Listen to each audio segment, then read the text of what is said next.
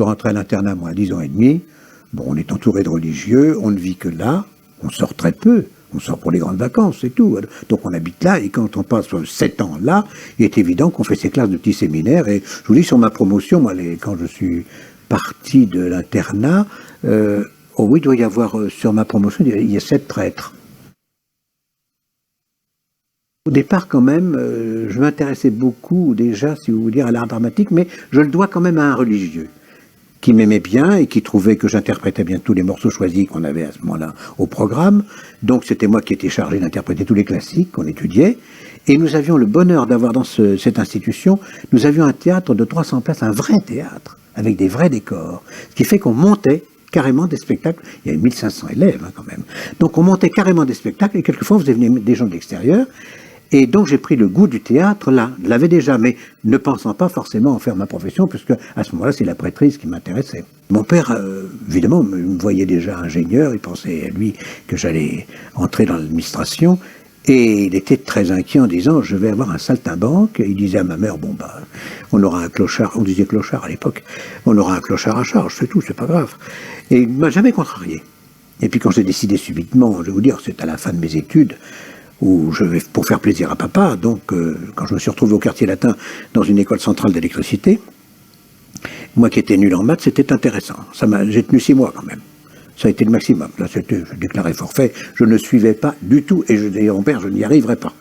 Et grâce à une de mes tantes, qui était très très intime avec les parents d'un grand acteur, Jean Marchand à l'époque, qui dirigeait le théâtre des Mathurins, qui était au Français, qui est retourné au Français par la suite, elle s'est arrangée pour qu'il m'entende en audition.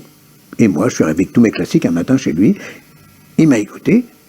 Il m'a bien dit, bon, bah écoutez, moi je trouve qu'il y a des qualités qui m'intéressent. Donc vous allez rentrer dans un cours d'art dramatique, je vous indiquais, qui était une dame charmante, André Boer-Théron, qui était pour débutants, qui était formidable. J'y ai retrouvé Piccoli, j'y ai retrouvé Anouk Aimé, qui avait 15 ans. J'ai retrouvé tous ces... Il y avait un qui partait, vous avez connu, Luis Mariano, qui est fini, qui venait quand même pour étudier la comédie, lui, un petit peu, pour sa comédie. Et puis j'ai retrouvé comme ça beaucoup de François Arnoul, qui était là aussi, tous ses copains. Donc on a bien travaillé là. Et je suis allé, comme tout le monde, chez René Simon, le cours qui consacrait tout le monde. Et le bonheur est venu de là parce que, à peine je préparais mon conservatoire normalement, et puis on est venu, mon père est tombé gravement malade, et on est venu me demander de faire une tournée de la Dame aux Camélias et des Femmes Savantes à l'époque. Donc j'ai accepté. Pour moi c'était le pactole. J'avais 2 représentations par jour. La Dame aux Camélias le soir, les Femmes Savantes en matinée. Pendant 3 mois et demi, on se baladait en Suisse, en Belgique, un peu partout. J'ai mis le pied à l'étrier avec ça, et ma pauvre mère inquiète me disait, oui, mais quand tu auras fini cette tournée, tu vas faire quoi? Voilà, alors, ça a duré 1 mois, et j'ai eu un coup de téléphone de Madame Elvire Popesco qui m'a dit, est-ce qu'il est possible de faire une tournée en Afrique du Nord avec Albert Préjean, le père de Patrick? J'ai dit oui, avec plaisir, donc j'ai rejoint Albert Préjean à Alger. Et alors là, j'avais 22 ans, j'ai découvert la Tunisie, l'Algérie, le Maroc. Et on faisait tout à l'époque. On faisait tout, on passait Tlemcen, Sidi Bel Abbès, il y avait des théâtres partout. Ça a été le bonheur, je découvrais toute l'Afrique du Nord, c'était une merveille. Et j'ai enchaîné, et je n'ai jamais arrêté. D'abord, je suis resté 7 ans dans une compagnie célèbre à l'époque qui s'appelait Grenier Husneau, où nous étions avec Henri Vierlejeu, avec Jean Rochefort, avec Jean-Pierre Mariel, avec, si vous dire, l'équipe qu'il y avait à l'époque, Micheline Dax. On a eu un bonheur extraordinaire pendant 7 ans. On a joué au Théâtre Marigny, au Théâtre Fontaine. Et là, on était toute une équipe joyeuse. Et on avait, après le théâtre, le cabaret. Il y avait les frères Prévert, Pierre Prévert et Jacques Prévert, qui avaient ouvert la Fontaine des 4 saisons, qui était à Saint-Germain-des-Prés. Alors là, c'est avec Boris Vian, avec Del Pactole, Mouloudji, toute l'équipe. On était pris le matin à 9h. Puisqu'on faisait tous les feuilletons radio. Signé Furac, 42 Rucco, toutes les radios avaient des feuilletons à l'époque. Luxembourg, qui ne s'appelait pas encore RTL, Europe 1 qui commençait, la radio nationale. Alors on était partout, de 9h du matin à 3h du matin. Parce qu'on finissait le cabaret. Après le théâtre, à minuit, on filait au cabaret. Et là, on interprétait des textes d'Albert Vidali, de Jacques Prévert, et les débuts de la télé. La télé en direct. C'est qu'à l'époque, quand on avait relâche, le lundi, au théâtre, alors à ce moment-là, Marcel Bluval, il y avait Lorenzi, tous les grands de l'époque. J'ai joué le révisor de Gogol, on apprenait des pièces énormes en 3 semaines, mais en direct, c'est-à-dire qu'on jouait comme au théâtre. Hein.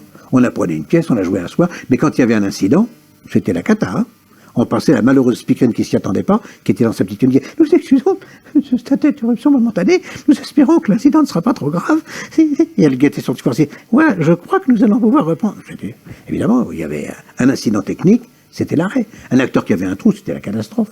Il n'y avait qu'une chaîne. Et la télé commençait à 8h du soir, et ça se terminait à 10h, 10h30. Ah oui. Mais c'était le bonheur quand même. Là, on se tapait des tracs fous. On avait des incidents en permanence. Parce que c'était des caméras très lourdes. Un tripode, là, alors on traînait avec des câbles même, qui tiennaient les câbles. On entendait tout, hein. Nous, on jouait, on avait des places marquées au sol, c'est-à-dire on avait des numéros, en couleur, selon. Les caméras avaient des numéros. Et puis, tout ce qui était pour le son, c'est-à-dire qu'on avait des micros un peu répartis partout, puis des perchmen qui étaient un peu... Mais alors, une fois sur deux, on voyait le micro. J'avais une scène où je mourais, où je jouais l'énigme de Maristella, qui est une histoire de Louis-Philippe. J'étais en train de mourir, j'étais raconté à Lolé Bellon que je n'étais pas son père. Et j'avais un monologue et je mourais. Et là j'entendais, mais nom de Dieu, je t'ai dit que ta porte va rentrer dans le champ. Voilà. Non, fais attention, tu es sur ta robe, tu fais une ombre. Et je continuais là. Hein. Et alors là, j'entends une explosion. Une explosion. Et alors, hop, dans le lit, je fais ça. Je vois ma pauvre partenaire qui fait la même chose. Voilà. Et alors on dit, qu'est-ce que c'est? On continue. On ne pouvait pas s'arrêter. Je continue et je meurs.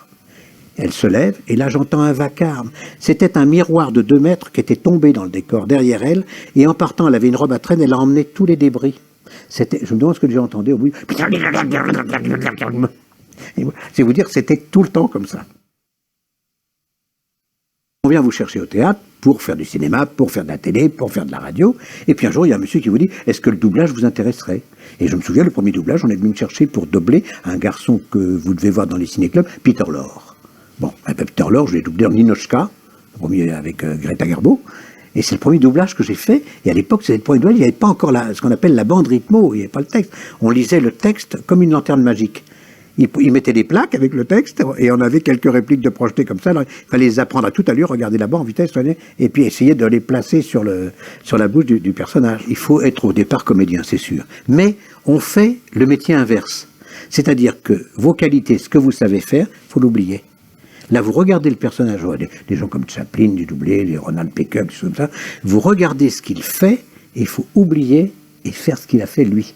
C'est un travail d'honnêteté, si vous voulez. On est obligé de rentrer dans des marques bien. Moi, je sais que c'est une chose qui m'intéresse. Plus c'est difficile, plus le personnage que j'ai à doubler est difficile, plus ça m'intéresse d'oublier ce que je sais faire, et quelquefois on prend des bonnes leçons, parce qu'on voit des comédiens remarquables. Je vois Ronald Pickup, cet acteur du théâtre anglais, qui est extraordinaire. Moi, je l'ai doublé dans Einstein. Il avait pris un accent sémite allemand en anglais, il avait pris ça pour jouer ce personnage Einstein. Il a fallu que je reprenne exactement ce qu'il avait fait, avec la même voix et le même accent, extrêmement léger, mais je me suis régalé de faire une chose comme ça. Les accents authentiques, j'entends comme ça, je crois que c'est l'oreille. Parce que j'ai doublé, par exemple, Alberto Sordi. J'ai doublé Alberto Sordi parce qu'il ne pouvait pas le faire, il parlait très bien français, Alberto. Mais il ne pouvait pas se faire, donc je fais pour lui, et sans lui dire que le producteur a dit, on va faire comme si c'était lui qui parle. Et donc je fais tous les films comme si c'était lui qui parle, moi je dans l'oreille maintenant. Et pareil, si c'est russe, je fais la même chose. C'est un problème. Vous me dites, vietnamien, ton parti, comme vous voulez. Des petites souris, si vous voulez. Je fais tout ce que vous voulez. À mon âge, c'est triste, quelle horreur. Un homme de stage, là, quelle horreur. Le producteur à l'époque qui avait fait les Benny Hill a dit que ça serait bien que ce soit Roger qui le fasse parce que d'abord il fait des tas de voix et puis ça collera sûrement sur Benny. Et c'est comme ça que je me suis amusé à le faire. Et moi j'avoue que j'ai trouvé ça savoureux parce que ça m'a beaucoup amusé de faire tous les personnages qu'il fait. Tous les Chinois, tous les personnages, Ce qui était souvent un gros travail, c'est l'adaptation. Parce que souvent, il y a dans Benny Hill des choses qui font rire les Anglais parce qu'ils connaissent le personnage, qui est un personnage politique de là-bas que nous, on n'a jamais vu quelquefois. Il y a des speakerines de la télé qui l'imitent, mais ça ne nous dit rien à nous, parce qu'on ne l'a jamais vu. Alors ça, c'est terrible, parce que là, il fallait complètement... Alors le texte, il fallait adapter, comme dans le Muppet Show. Il fallait toujours adapter, trouver, parce que les rires étaient enregistrés. Les rires tombent au même endroit, ça c'est une bande internationale, les rires tombent là. Alors à vous de trouver le gag qui va aller là. Alors je peux vous dire que l'adaptateur sur Benny Hill, ça a été l'horreur, parce qu'il fallait toujours trouver une équivalence, quelque chose qui fasse rire au même endroit. Il faut que la chute tombe au même... Alors ça, Coton. Que quelquefois, on peut, vous avez des petites choses comme ça qui arrivent, qu'on fait, on dit, oh attends, non, je crois que c'est plus marrant si je place ça. Voilà, c'est arrivé dans le Muppet Show, par exemple, on nous laissait beaucoup de liberté pour ça. Bon, on dit, il y avait Hernandez, vous voyez, il y avait Francis Dax, Micheline Dax, Tornade. Donc on a passé 3 ou 4 ans ensemble à ces Muppet Show. Donc par moment, d'ailleurs, l'adaptateur, on voyait arriver sur la bande, là vous trouvez quelque chose de drôle. Bon, et c'est vrai. Mais on avait des gags, vous voyez, par exemple, dans le Muppet Show, il y avait toujours une scène, ce qu'on appelait le bal. On les voyait toujours danser à un moment, les animaux, là. Eh bien, je me souviens, il y avait dans le bal, il y avait un jour un animal qui était, on voyait pas bien sa tête, comme dans les anciens, on voyait pas sa tête, et l'autre personnage lui disait, en anglais, il lui disait, mais quelle est votre danse préférée? Et lui, il dégageait sa tête, il faisait foxtrot, ouais? C'était un renard. Foxtrot. Alors, vous voyez le jeu de mots? Fox, renard en anglais, mais en France, foxtrot. Et là, il y avait un gros rire. Alors, on avait trouvé avec Hernandez, quand le personnage se dégageait, la fille lui disait, quand vous allez au théâtre, quelle est votre place préférée? Et le renard dégageait la tête, il fait, le poulailler, pourquoi? Donc, vous voyez, le rire tombait au même endroit. Poulailler, ça remplaçait foxtrot. Le bonheur que j'ai eu, c'est de le rencontrer. Ça a été vraiment une joie parce qu'on m'avait dit, viens à Paris, il aimerait vous voir. Donc on avait fait cette interview sur la péniche de Thalassa, là. Et je dois dire que c'était un moment très agréable parce qu'il a été très chaleureux, mais très discret, très timide, cet homme qui est exubérant, qui est capable de faire n'importe quoi devant une caméra ou sur une scène. Mais je vous dis, c'est comme certains comiques français qui sont... De Funès, c'était pareil, Maillon était pareil. Des gens qui sont exubérants devant la caméra, puis vous les voyez, ils font bonjour, ça va bien? Oui, ça va, oui. Puis dans les dîners, vous dites... Alors des copains qui me disaient, dis donc, elle est pas marrante ta copine, elle dit jamais rien. Mais oui, mais c'est vrai. À la ville, ce sont des gens, ils ne sont pas en représentation. Il m'avait fait une blague, d'ailleurs, Benny, il m'a fait inviter à l'ambassade d'Angleterre le lendemain. Et quand je suis arrivé, c'est toujours un petit peu pompeux, ces réceptions d'ambassade, surtout les pays anglo-saxons. Et je dois dire qu'il y avait un huissier qui nous annonçait. Alors, Monsieur Roger Carral. Bon, et je rentre dans ce salon où il y avait toute la presse. Il y avait la télé, il y avait la radio, il y avait tout le monde. Et au milieu, il y avait l'ambassadeur, son épouse et Benny. Et bon, il m'accueille comme ça. Et au moment où on annonce, il y avait une île qui fait « Il n'est pas mort ?» On m'avait dit qu'il était mort. Et là, tout le monde a éclaté de rire, bien sûr. Et l'ambassadeur qui ne comprenait pas du tout, qui faisait « Non, non, non, non. » Et je veux dire que toute la presse a éclaté de rire. Là. Mais il était très, très farceur, comme ça a été. Et c'est là qu'il m'avait dit « Vous allez avoir beaucoup de travail, parce que j'ai préparé des shows pour les États-Unis, ça va être énorme. » Puis malheureusement, il nous a quittés un peu brutalement. J'ai rencontré un monsieur là qui était bien grisonnant, et qui me voit dans les... Ah, Monsieur Carrel, oui, il avait plus de 55 ans. Hein, mais... Monsieur Carrel, quel bonheur de vous rencontrer. Toute mon enfance. Alors j'ai dit, vous êtes sûr? Ah oui. Et puis quand j'ai réfléchi, je me dis, mais les premiers Winnie que j'ai faits, c'était en 50 et quelques. Donc je dis, ce monsieur, s'il avait 10 ans, 50, vous voyez là ce qu'il a maintenant. Et fait, mais parce que vous savez, le défaut des comédiens, c'est vrai qu'on ne se voit pas vieillir. Parce qu'on travaille toujours avec des jeunes gens, des jeunes filles qui ont 17, 18, 20 ans et qui vous parlent, ça n'arrive jamais dans aucune administration. On vous dit, dis, tu bouffes à midi, toi? Hein? Bon, et on vous parle tout le temps comme ça. Mon petit Winnie, il y a 35 ans que je mange du miel. Je vais vous dire, bon.